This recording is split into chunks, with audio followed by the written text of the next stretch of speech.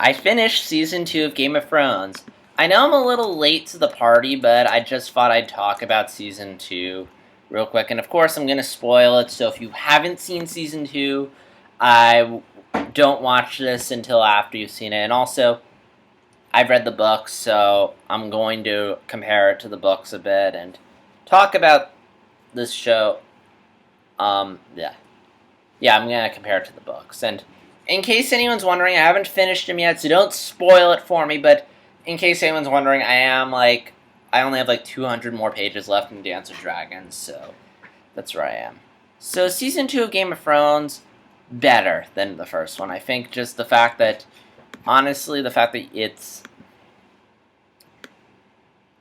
just the fact that you're done with the prologue and now we're in the main story, I think makes it more interesting. There's a lot more going on. It's complex. There's all this relationships, and we're showing this complexity and intricacy to the show that did not exist in the first season. Also, visually it looks great. I mean, all these locations look amazing, believable. I mean, the amount of money HBO is dumping into the show is amazing. I mean, there is, of course, yes, there's lots of sex and nudity, but there's also, other stuff. They still have a budget, this show, but even still, the amount of stuff they're able to do in this season is amazing. The final battle, okay, it wasn't as epic as in the book, but the fact that you were able to pull off a battle like that on a TV show was amazing. And also, also the visuals in all the locations, King's Landing, we got to see, a lot more of it, the streets, the walls, it felt more like a living, breathing world as opposed to season 1 where we just saw, the same couple locations over and over again. And the characters were a lot more interesting. At this point, I think it might just be best if I go through, each character's story individually. Because that's the best way to do it. Tyrion's story, really good. Peter Dinklage, he's great in the role. I really enjoyed the performance he gave. It was just a lot of fun. There wasn't enough Peter Dinklage. It's a reoccurring thing I'll probably say, but I wish this character would have been fleshed out more. I wish this character fleshed out more. But but that's just the nature of an adaptation. Joffrey, really good. You really hate Joffrey. There's a scene they added where he makes these two prostitutes beat each other up. It was really effective. I mean, even though it wasn't the book, and I would have liked to have seen that time used to flesh out the characters more, since we already know, Joffrey's a bad guy by this point. But it was still cool to see. Sansa's story, generally like her.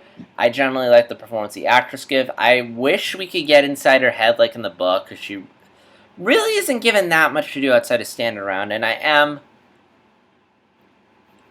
But no more or less I'm happy, although I will say I am disappointed that they, at least right now, it seems like they aren't going to have Sir Dantos do his whole "I'm promised to rescue" plotline, because he appears in the beginning of season 2, but then we don't see him again, and it just seems weird, especially when the Hound offers to help her escape, and she doesn't. It seems weird in the show, whereas in the book, at least you get it because Sir Dantos is already offering to help her escape, but I'm willing to reserve judgment. I mean, the show says they're making a lot of these changes to make it feel more saga-ish, but wait and see. And Sansa also had a really nice scene in the final battle when she's singing to all the maids.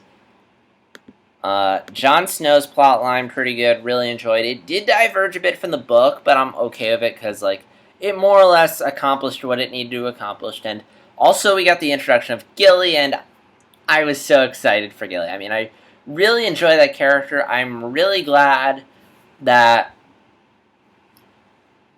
to see her, and the actress playing her is amazing. She was just fun to watch, her banner teasing at Jon Snow. It was just great to watch. Sam's story, not too big on it. I mean, it's been a while since I read the books. I don't remember if Sam is that obsessed with Gilly in the books, but it just feels kind of cheesy. And Arya's story I enjoyed. I mean, Arya doesn't do as much in the in her story in the show as she does in the book, in regards to the fact that she doesn't escape herself, Jaqen kills all the guards for her. and she doesn't get to escape capture initially, but she still has some cool moments. Like, she still gets to use her third kill the way she does in the book. And I did enjoy the scenes with Tywin, or between her and Tywin, although I was a little bummed that Arya didn't get. It just made Arya look stupid when she has all these opportunities to kill him, but she doesn't. I'm trying to think. I want to talk about the good stuff before I get to the bad stuff, because there's some stuff I didn't like. Yeah, that's pretty much it. So, while it was a good show, there were some changes and additions I wasn't big on. Particularly Bran and Theon's story. Like, there were a lot of chunks. It felt really choppy, and there was a lot of stuff that was cut, changed a minute. It didn't really flow or connect as well as it originally did. Like, Theon, like, his invasion of Winterfell, it's so sudden. Like, 1 minute he's on the Iron Islands, and then the next episode, like, he's at Winterfell. And, like, a month has gone by, and the show's really not good with time lapses.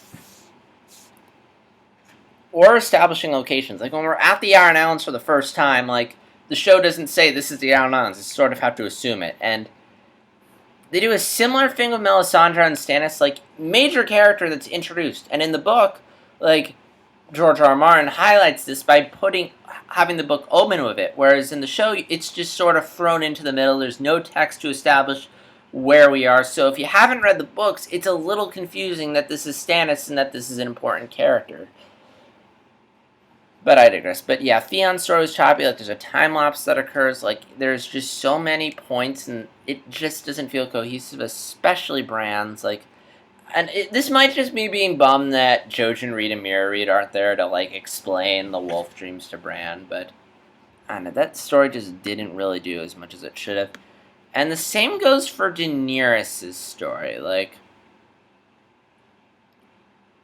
Daenerys' story, I mean, not much happened, and it really started to feel weak in the second half of the season. Like, the first half where she's wandering around the desert and is going to Karth is fine, but, like, about halfway through, it just grinds to a halt. And I guess the writers felt like they needed to have Daenerys in, like, most of the episodes. And so, for whatever reason, like, they didn't want to so for whatever reason, I guess in the interest of making the season flow, they decided to just stretch out her Karth storyline, so they add in some plot about her dragons are missing, which is not that interesting because, first off, not a lot's usually happening. It's just her complaining about her dragons. And along with it just feeling repetitive, like, half the time when she's doing these scenes, they feel really pointless, unnecessary, they just feel like they're there so we can have her. And a lot of the time, like, there's no tension in it either because we already know where her dragons are. They're in the House of Undying. So I really didn't see much of a point to that outside of giving her something to do in a story where she really doesn't have to do anything. And the House of Undying, while I enjoyed it, it didn't feel like it met the build-up. Like, it wasn't as trippy as in the book, and we didn't get the prophecy, which I was bummed about. In the book, there's this prophecy Daenerys gets about how she's going to get betrayed 3 times, have sex 3 times. There's, like, one more thing that happens to her 3 times, I forget. It's a pivotal moment, so, I mean, maybe they aren't going to follow the prophecy in its entirety. I mean, they did say, like, I mean, the show has already changed stuff, like how Arya used her first 2 kills, so maybe they don't want to follow it all the way through, so maybe they're changing it, but, I mean, for as much as that story was built up, it just felt really silly just to have it be as underwhelming as it was. So hopefully she'll get more to do. Although I must say the dragons look really cool. Trying to think what else. Another addition I didn't like was Robb Stark. Now, in the books, we don't get a whole lot of Robb Stark. And, I mean, that's because, honestly, I think a lot of that has to do with the fact, number one, he's not that interesting. He's a straight guy. He's kind of like Mako from Core. He's, like, the very straight guy. But, and he's not that interesting. So, I guess it makes sense for Martin not to focus on him. Also, there's not much of a point to his story in Season 2, except he keeps winning battles. And writing-wise, that's not exactly the most interesting thing. I mean, you can easily just say off-screen he's winning battles. And in the book, Catelyn just leaves for a bit, comes back, and Robb just brings her up to speed. Whereas in the show, we actually get a bit of it, and, I mean, I am okay with that. I mean, like, it's an important scene people might complain about, and also it does sort of set up what happens in his story later on. But at the same time, I feel like whenever we focused on him, it just didn't feel that interesting. Like it was very generic, two-dimensional dialogue.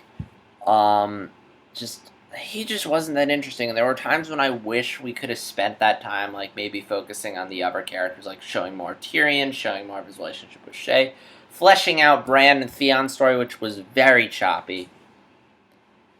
And I mean, yes, we did get a cool sex scene, but I mean, honestly, it didn't. Even the sex scene, I just felt like wasn't that interesting. In the book, it makes sense. She was tending his wounds, and she comforts him, and he feels obligated to marry her. Whereas in the show, it's more of a screw it. I just want to. I love you. I mean, it works. It's just it was one of those things where it's done better in the books. And the same goes for Catelyn releasing Jaime, which I mean they did an okay job of it, but at the same time, number one, just Jaime's whole escape attempt felt really silly. It felt really, really silly. Like, it's the classic, I'm gonna lure the garden here cliche. And it honestly just felt like an excuse to just have Jaime move. Whereas in the book, there's a really nice scene where Catelyn visits Jaime, she forces him, basically makes him swear that he's gonna bring Arya and Sansa home, whereas in the show he just sort of does it. So that was, again, it was just one of those lame moments. And then we have like a lame moment where cliche moment where Robb Stark's like, I can't believe you did this. And yeah, again, Robb's arc wasn't interesting. And the ending of the season felt really strange. Like, after the big battle of Blackwater, anything would feel underwhelming. But the thing is that whereas, like the finale was like a lot of setup and opening doors. Like a lot of stuff in booked at the end of the season felt like it was stuff we could have easily seen at the beginning of season 3. And I mean, some of it was like, I get it. They want to have continuity because some of the stuff that happens at the beginning of Storm of Swords is happening at the same time as like the end of Clash of Kings, but like a lot of it feels like the beginning of a story rather than the end. Like there's stuff that works, like again, just ending Arya's story early, like having Jaqen tell her Vahar Morghulis. Again, nice stuff, nice vision of him changing his face, nice bookend to Arya's story this season. And then you have stuff that just feels like you could have, like you're starting something. Like this could have easily been something you could have shown at like the start of the next season. Like oh yeah, and I forgot another nice bookend. Jon Snow's fight with Matt and being accepted into Wildlings. Nice bookend to his story. Bran leaving Winterfell. Nice story. I mean, there's a lot of endings which feels kind of choppy, but it works. And a lot of really good Daenerys leaving. Like, there's a lot of really good places to end it. And then you have some really weird stuff that you start opening. Like, again, I think the one that stands out to me is Brienne and Jaime's story, which, again, it's good. It's an arc that